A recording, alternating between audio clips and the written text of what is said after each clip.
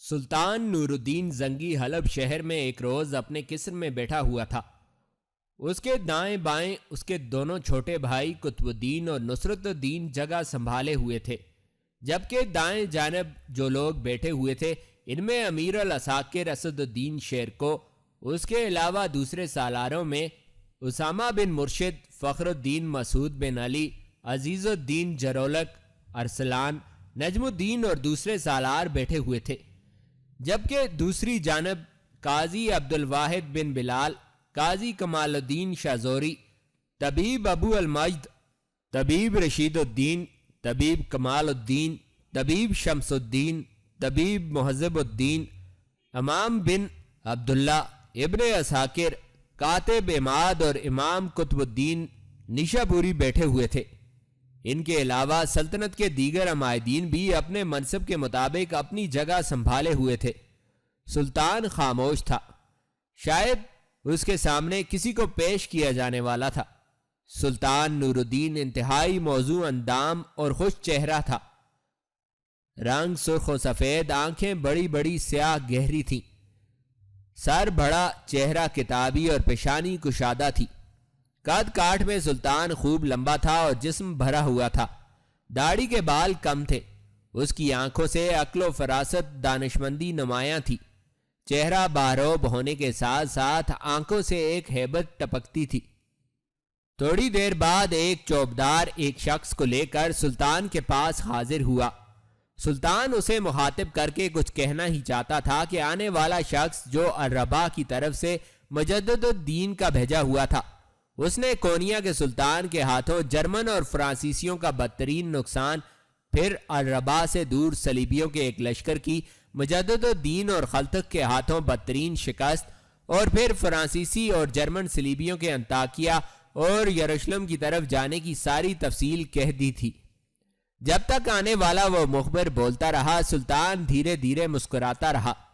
سلطان کے سامنے قریب بیٹھے اسد الدین شیرکو کے چہرے پر بھی بڑی پرسکون مسکراہٹ تھی۔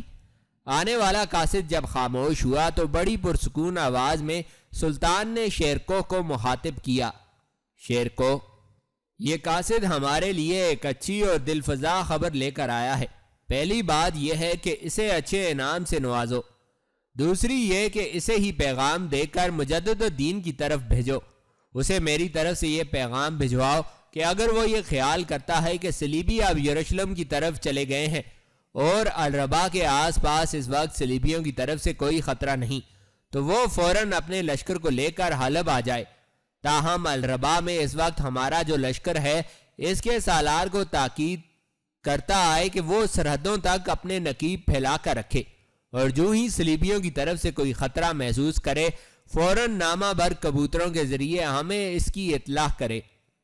کبوتروں سے نامہ بر کا کام لینا گو عہد اسلامی میں عباسی اور سلجوقی سلطانوں کے ادوار میں محدود پیمانے پر شروع ہو چکا تھا، لیکن سلطان نور الدین پہلا مسلمان فرما روا ہے جس نے نامہ بر کبوتروں سے نہایت وسیع پیمانے پر کام لیا۔ نامہ بر کبوتروں کے ذریعے مراسلت کا آغاز کب ہوا، اس کے متعلق مختلف روایتیں ہیں۔ بعض مورخین کا خیال ہے کہ اس سے پہلے قدیم مصر میں کبوتروں کے ذریعے مراسلت کا طریقہ ایجاد ہوا۔ کچھ دوسرے مورخین کا خیال ہے کہ کبوتروں کے ذریعے پیغام رسانی کا صحرا قدیم یونانیوں اور رومیوں کے سر ہے۔ اس مقصد کے لیے کبوتروں کو خاص طور پر سدھایا جاتا تھا، اور پھر ضرورت کے وقت کسی سدھائے ہوئے کبوتر کے گلے میں خط لکھ کر باندھ دیا جاتا تھا اور اسے منزل مقصود کی طرف اڑا دیا جاتا تھا۔ انہی نامور کبوتروں کے ذریعے سلطان نور الدین زنگی نے یورپی حملہ آوروں کے حملے کا نہایت مؤثر طریقے سے سدباب کیا۔ کبوتروں سے کام لینے کے لیے سلطان نور الدین زنگی نے اپنی وسیع قلمرو میں جا بجا چوکیاں قائم کیں اور ہر ایک چوکی پر وقائے نویس مقرر کیے جو نواحی علاقوں کی خبریں سلطان کو پہنچانے کے ذمہ دار تھے۔ ان چوکیوں سے متصل اونچے اونچے مینار تعمیر کیے گئے تاکہ نامہ بر کبوتر چوکی کی شناخت کر کے ان میناروں پر اتر سکیں۔ سلطان نور الدین کے حکم سے کبوتروں کے ذریعے خبر رسانی کا طریقہ یہ تھا کہ خبر نویس کسی اہم اور فوری واقعے کی اطلاع ورقت طاہر پر قلم بند کرتا تھا ورقت طاہر ایک خاص قسم کا کاغذ تھا جو پانی میں بھیگ کر خراب نہ ہوتا تھا۔ اس کاغذ پر خبریں نہایت اختصار کے ساتھ قلم بند کی جاتی تھیں اور اس میں کوئی حاشیہ نہیں چھوڑا جاتا تھا۔ تحریر کے آغاز میں بسم اللہ لکھنے کے بجائے اس کے ہندسوں کا لفظ استعمال کیا جاتا تھا۔ مکتوب علیہ کے لیے کسی قسم کے القاب اور تعریفی جملے نہ لکھے جاتے تھے۔ ان نامہ بر کبوتروں کی رفتار معتدل موسم میں 41 میل فی گھنٹہ کے لگ بھگ ہوا کرتی تھی، اور اگر ہوا سمت پرواز کی طرف چل رہی ہو تو بعض کبوتر 67 میل فی گھنٹہ کی رفتار سے بھی سفر کرتے تھے۔ کبوتر اگر راستہ نہ بھولے تو بہت جلد اپنی منزل مقصود پر پہنچ جاتے تھے، اور جب تک اپنی منزل پر نہ پہنچ جاتے تھے راستے میں کچھ کھاتے نہ تھے۔ ورقت طاہر پر خط لکھ کر کبوتر کے بازو میں باندھ کر اسے چھوڑ دیا جاتا تھا، اور نامور کبوتر تیزی سے اڑتا ہوا سیدھا اگلی چوکی پر پہنچ جاتا تھا۔ اس چوکی کا محافظ یا اخبار نویس اس کبوتر کے بازو سے ورقت طاہر کھول کر دوسرے کبوتر کے بازو میں باندھ دیتا تھا، وہ اگلی چوکی پر پہنچ جاتا۔ اس طرح یہ خبر بڑی سرعت کے ساتھ سلطان تک پہنچ جاتی تھی۔ اگر کوئی خبر زیادہ طویل ہوتی تو ایک ساتھ 2 کبوتر چھوڑے جاتے۔ ایک کبوتر کے خط میں دوسرے کبوتر کے خط کا حوالہ ضرور دیا جاتا، تاکہ ان میں سے اگر کوئی کبوتر دوسرے سے پیچھے رہ جائے تو اس کا انتظار کر لیا جائے۔ سلطان نے حکم دے رکھا تھا کہ سفر میں ہو یا خیمہ میں، بستر خواب پر ہو یا کھانا تناول کر رہا ہو، نامور کبوتر کی خبر کی آمد اس کو فلفور کر دی جائے۔ چنانچہ جب بھی کوئی نامہ بر کبوتر اقامت گاہ سلطانی یا دوران سفر اس کے پڑاؤ کے مینارہ پر اترتا تو سلطان اپنے ہاتھ سے خط کو کھولتا اور اس پر اسی وقت مناسب احکامات جاری کر دیتا تھا۔ سلطان نے اس طریقہ سے پورا کام لیا۔ اس کا نتیجہ یہ نکلا کہ دشمن ابھی منصوبوں کو پایہ تکمیل تک پہنچانے کے لیے پر ہی تول رہا ہوتا تھا کہ سلطان اپنے لشکر کے ہمراہ اس کے سر پر پہنچتا اور اس کے ناپاک عزائم کو بکھیر کر رکھ دیتا تھا۔ اس طرح سلطان کی سلطنت کے دور دراز علاقے بھی دشمن کی دستبرد سے محفوظ رہے، اور اس کا رعب حکومت، دوست، دشمن سب کے دلوں پر چھایا رہا۔ نور الدین زنگی کے بعد لگ بھگ 200 سال بعد بھی مسلمانوں کے اندر کبوتروں کے ذریعے نامہ بری کا سلسلہ جاری رہا۔ سلطان نور الدین زنگی تھوڑی دیر کے توقف کے بعد پھر امیر العساکر اسد الدین شیرکو کو مخاطب کر کے کہہ رہا تھا: شیرکو، مجدد الدین کو میری طرف سے اس کی کارگزاری پر تعریفی پیغام بھی پہنچا دو۔ اس نے اب تک جو صلیبیوں کے خلاف کارروائی کی ہے وہ میری خوشنودی، میری خوشی کا باعث ہے۔ اس کے ساتھ ہی سلطان نے وہ مجلس برخاست کر دی تھی اور آنے والے اس قاصد کو اسد الدین شیر کو اپنے ساتھ لے گیا تھا۔ الربا شہر میں وہ ایک درمیانے اور اوسط درجے کا مکان تھا، جس میں کارلوس نے اپنی دونوں بیٹیوں مرسینہ اور مشال کے ساتھ اپنے بھائی سمرون کے ہاں قیام کیا ہوا تھا۔ ایک روز نشست گاہ میں کارلوس، سمرون کی بیوی ازبل، بیٹی جمارہ، مرسینہ اور مشال اکٹھے بیٹھے باہم گفتگو کر رہے تھے کہ مسکراتے ہوئے خوشی کا اظہار کرتے ہوئے اس کمرے میں سمرون داخل ہوا۔ اس کی حالت دیکھتے ہوئے اس کے چھوٹے بھائی کارلوس نے پوچھ لیا: بھائی، میں تمہاری حالت دیکھتا ہوں تم بڑے خوش ہو، پہلے کی نسبت کچھ زیادہ ہی مطمئن دکھائی دے رہے ہو، کیا کوئی خاص بات ہے؟ اس پر سمرون مسکراتے ہوئے کہنے لگا: واقعی خاص بات ہے، میں ابھی امیر مجدد الدین کی لشکرگاہ سے آ رہا ہوں۔ وہ اپنے لشکر کے ساتھ لوٹ آئے ہیں۔ ان کا کہنا تھا کہ صلیبی انطاکیہ سے یروشلم کی طرف چلے گئے ہیں، لہٰذا اب الربا کے لیے کوئی خطرہ نہیں، جس کی بنا پر وہ اپنی خیمہ گاہ میں اپنے لشکر کے ساتھ واپس آ گئے ہیں۔ ان کا چچا زاد خلتخ بھی ان کے ہمراہ ہے۔ میں ان سے ملا، ان کی کارگزاری کی پوری تفصیل بھی سنی، ساتھ ہی میں انہیں آج اپنے ہاں کھانے کی دعوت بھی دے آیا ہوں، اس لیے کہ ان کے پاس حلب کی طرف سے سلطان نور الدین زنگی کا پیغام آ گیا ہے اور سلطان نے مجدد الدین کو واپس حلب بلا لیا ہے۔ میرے خیال میں 1 یا 2 دن تک مجدد الدین واپس حلب چلا جائے گا۔ اس پر کارلوس بول پڑا: اس کا بھائی شمس الدین اور خلتخ بھی مجدد الدین کے ساتھ جائیں گے؟ یا وہ یہیں قیام کریں گے؟ نہیں، وہ دونوں بھی اس کے ساتھ چلے جائیں گے۔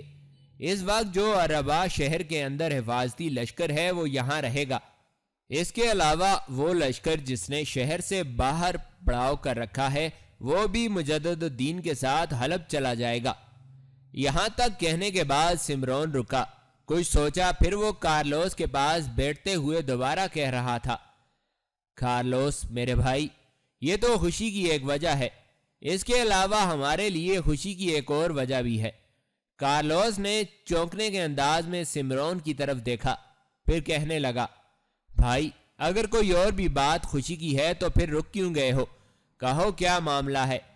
اس پر سمرون مسکراتے ہوئے بول اٹھا، امیر مجدد الدین نے اپنے بھائی شمس الدین کے لیے میری بیٹی جمارہ کا رشتہ مانگا ہے۔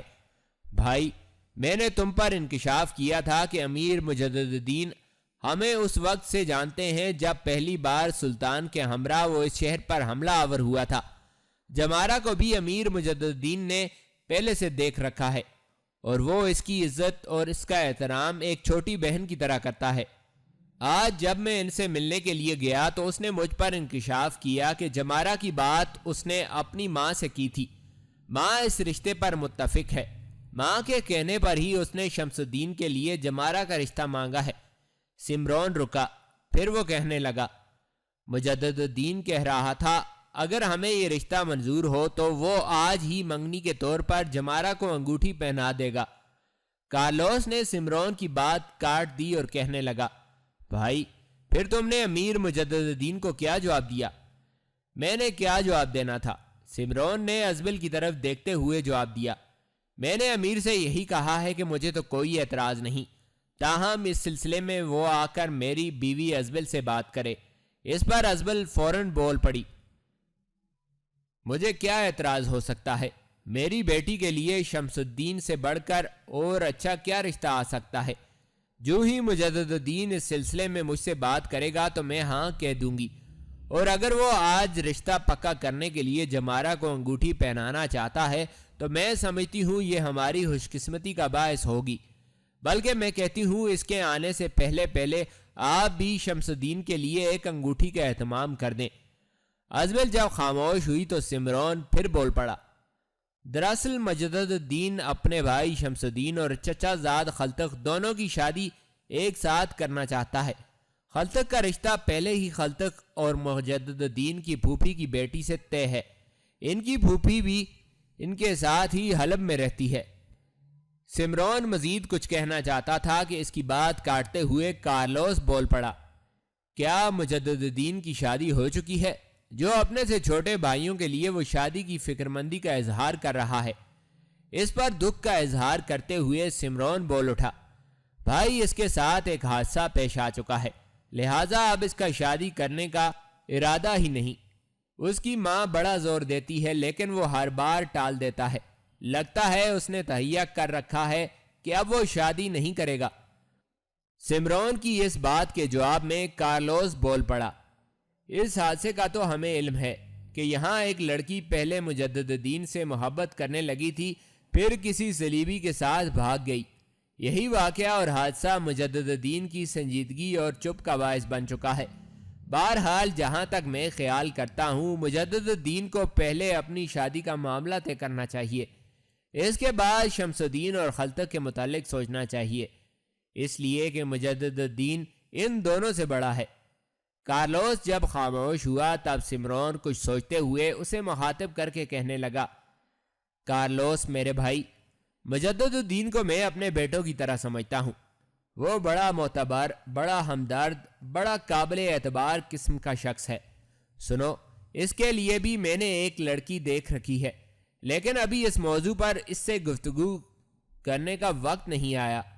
یہاں تک کہنے کے بعد سمرون رکا، کچھ سوچا، اس کے بعد اس نے اپنی بیٹی جمارہ، مرسینہ اور مشال کو مخاطب کر کے کہنا شروع کیا، میری بچیوں، آج مجدد الدین، شمس الدین اور خلتق کی دعوت کا ایسا عمدہ اہتمام کرو کہ ہمارے ہاں ان کی یہ دعوت ایسی یادگار بن کر رہ جائے۔ کھانے کا بہترین اہتمام کرو اور کسی چیز کی میرے بچوں کمی نہیں رہنی چاہیے۔ اس دعوت کے لیے جو جو چیزیں تم نے منگوانی ہے وہ کہو، میں ابھی جا کر تمہیں لا دیتا ہوں۔ اٹھو، مطبخ کی طرف جاؤ اور جس چیز کی کمی ہے وہ پھر آ کر مجھے بتاؤ۔ اس کے ساتھ ہی سمرون کے کہنے پر مرسینا، جمارہ اور مشال اٹھ کر وہاں سے چلی گئی تھی۔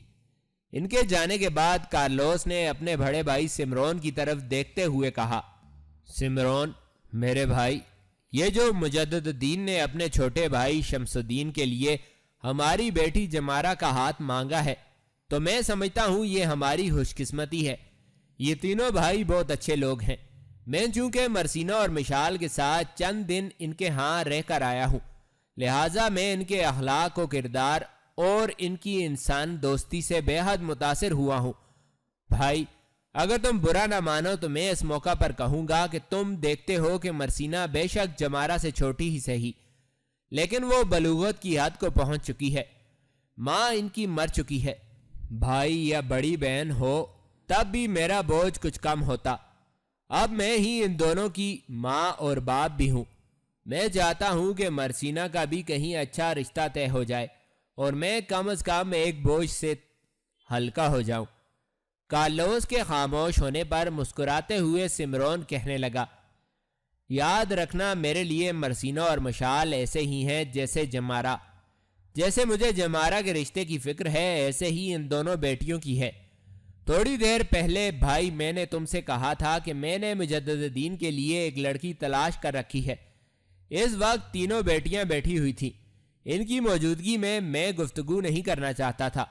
میرے بھائی، اگر مرسینہ کا ہاتھ مجدد الدین کو دے دیا جائے تو تم کیسا محسوس کرو گے؟ کارلوس کے چہرے پر مسکراہٹ نمودار ہوئی۔ اگر ایسا ہو جائے تو سمرون، میں اپنے آپ کو دنیا کا سب سے خوش قسمت اور انتہائی خوشبخت انسان خیال کروں گا۔ اگر میری بیٹی مرسینہ کو مجدد الدین جیسا زندگی کا ساتھی مل جائے تو میرے خیال میں اس سے بہتر، اس سے اچھا ہماری زندگی میں کوئی واقعہ اور ہماری زیست میں کوئی خوشخبری نہیں ہو سکتی۔ بھائی، یہ معاملہ لیکن بڑا الجھا ہوا ہے۔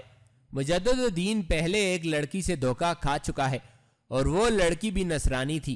اب پتہ نہیں وہ اس رشتے پر یا اپنی شادی کے لیے تیار بھی ہوتا ہے یا نہیں۔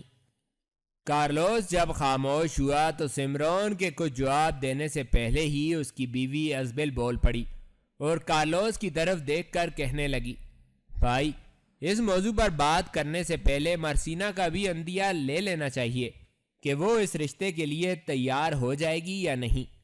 بھائی، حقیقت یہ ہے کہ میں جمارہ کے سلسلے میں بھی بڑی محتاط تھی۔ جمارہ نے پہلے شمس الدین کو دیکھ رکھا تھا، بلکہ مجدد الدین، شمس الدین اور خلتق اس سے پہلے کئی بار ہمارے ہاں بھی آ چکے ہیں۔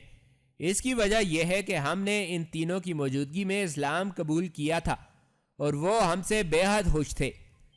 جس وقت آپ نے انہیں ہمارے نام دیے اور تلاش کرنے کو کہا اور کچھ دن لگ گئے، تب میں نے مجدد الدین سے پوچھا تھا کہ بیٹے، جب آپ لوگوں کا ہمارے ہاں آنا جانا تھا تو پھر ہمارے بھائی کارلوس کو ہمارے متعلق بتانے میں اتنے دن کیسے لگ گئے؟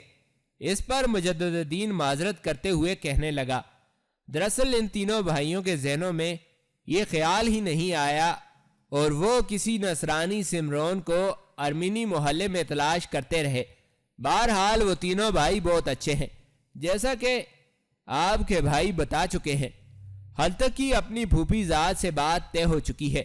جمارہ کا رشتہ شمس الدین کے ساتھ کرتے ہوئے میں خوشی محسوس کروں گی۔ رہی بات مرسینہ کی تو پہلے اس کے متعلق مرسینہ کا اندیہ لے لینا چاہیے۔ اگر وہ اس کے لیے راضی ہو جائے تو پھر مجدد الدین سے اس کے متعلق بات نہیں کریں گے، اس لیے کہ اگر مجدد الدین سے بات کی تو وہ فی الفور شادی کرنے سے انکار کر دے گا۔ پہلے میں یہ بات شمس الدین اور خلتق دونوں کے کانوں میں ڈالوں گی۔ وہ کوشش کریں گے کہ اس رشتہ پر وہ مجدد الدین کو تیار کریں۔ پھر جب جمارہ اور شمس الدین کی نسبت طے ہو جاتی ہے تو میں اسی بہانے حلب جاؤں گی، مجدد الدین کی ماں سے ملوں گی اور اس موضوع پر اس سے بات کروں گی۔ میرے خیال میں مجدد الدین، جو ان دنوں شادی سے انکار کر رہا ہے، جب شمس الدین، خلتق اور خود ان کی ماں زور ڈالے گی تو میرے خیال میں مجدد الدین شادی کرنے پر تیار ہو جائے گا۔ بہرحال ابھی فی الحال اس سلسلے میں مجدد الدین سے بات نہیں کرنی. ہاں، ہم اپنی بیٹی مرسینہ کا عندیہ ضرور لے لیں گے. اگر اس نے ہاں کہہ دی تو اس سلسلے میں ہم اپنی کوششیں شروع کر دیں گے. اس سلسلے میں تم دونوں بھائیوں کو کچھ کرنے کی ضرورت نہیں. خود اس سلسلے میں بڑی شفقت اور محبت کے ساتھ مرسینہ سے بات کروں گی، پھر دیکھیں وہ کیا جواب دیتی ہے. اس کے ساتھ ہی ازبل کو کہتے کہتے خاموش ہو جانا پڑا، اس لیے کہ اسی لمحے کمرے میں جمارہ داخل ہوئی تھی.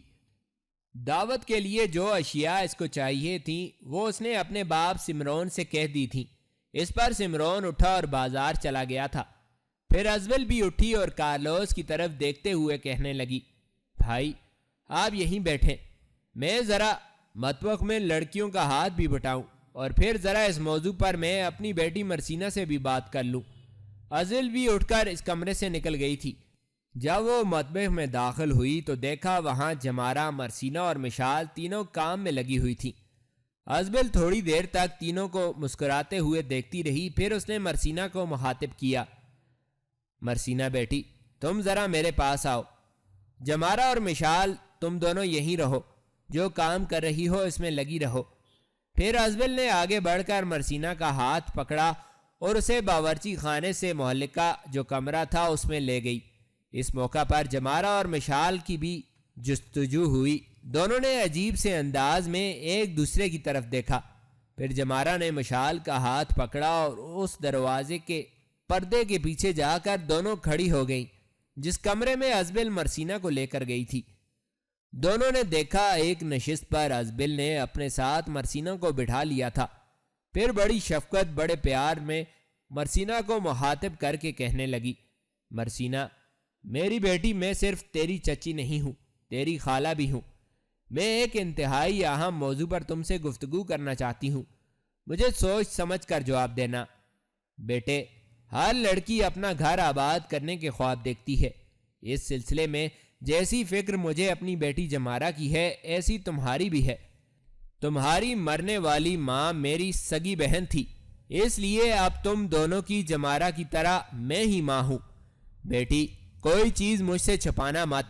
دیکھو جمارہ کی نسبت آج کل میں شمس الدین کے ساتھ طے ہو جائے گی. بیٹی مجھے تمہاری بھی فکر ہے. اس سلسلے میں کارلوس بھائی سے بات کر کے آئی ہوں. میری بچی، اگر ہم تمہارا رشتہ امیر مجدد الدین سے طے کرنے کی کوشش کریں تو تمہیں اس سلسلے میں کوئی اعتراض تو نہ ہوگا. مرسینہ چونک سی پڑی. لرزنے کے انداز میں اس نے اپنی خالہ ازبل کی طرف دیکھا، کچھ سوچا اور پھر کہنے لگی، خالہ آپ یہ کیا کہہ رہی ہیں؟ کہاں امیر مجدد الدین اور کہاں میں، وہ سعادت و کامرانی کا مجسمہ، عزت و وقار کا سرچشمہ، جبکہ میں ان کے مقابلے میں نظر فریب، سبزہ اور احنطاط و زوال بھرا ہجر و فراق ہوں. وہ فضاؤں میں رقصاں جگنوؤں کی مانند ہیں، وہ جرت مندی کی آبائی روایات کا وقار ہے، جبکہ میں ان کے مقابلے میں خشک پتوں کی ہزی آواز اور اندھیرے کی گھنی موجوں میں سرد خواب سے بھی بدتر حیثیت رکھتی ہوں. خالہ وہ بڑے زیرک اور فرزانہ ہیں، اپنے دشمن کے لیے تباہی کے غار کھول دینے والے ہیں. وہ اگر شادی کرنا چاہیں تو میری جیسی ہزاروں لڑکیاں ان کے سامنے ہاتھ جوڑ کر کھڑی ہو سکتی ہیں. مرسینہ جب خاموش ہوئی تو ازبل بول پڑی، میری بیٹی یہ بات نہیں ہے. اللہ نے تمہیں حسن سے نوازا ہے، فطرت نے تمہیں خوبصورتیوں کی ساری رعنائیاں عطا کی ہیں، قدرت نے تمہیں لا انتہا جمال کی ساری دلکشیوں سے سنوارا ہے. تمہارا حسن دعوت کیف و وجد دیتا ہے، تمہاری خوبصورتی کھوجنے کی حدت پیدا کرتی ہے.